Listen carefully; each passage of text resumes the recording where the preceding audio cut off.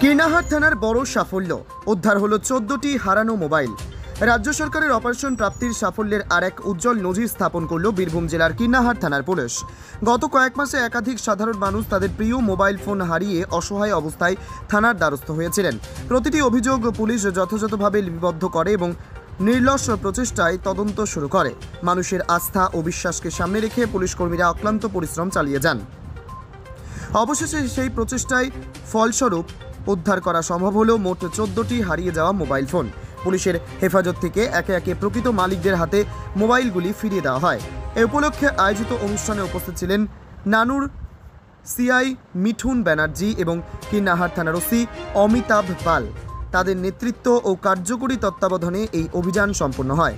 পুলিশের পক্ষ থেকে যখন মালিকদের হাতে মোবাইল তুলে দেওয়া হলো, তখন চোখে মুখে স্পষ্ট আনন্দ ও স্বস্তির ঝলক দেখা যায় প্রত্যেকের।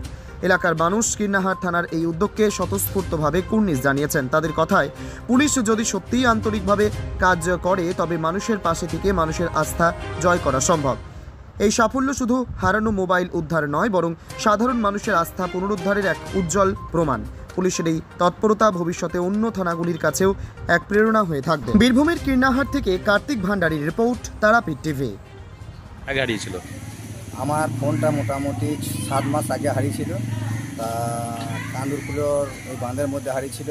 তা মোবাইলটা পেয়ে আমি খুবই খুশি এবং কীর্ণাহাট থানার ওসি সাহেব এবং সিআই সাহেব এবং আরও যারা স্টাফ আছে তাদেরকে নিয়ে অসংখ্য ধন্যবাদ। কি নাম? আমার নাম হচ্ছে উৎপল মণ্ডল, গ্রাম কান্দুরকুলা বাড়ি।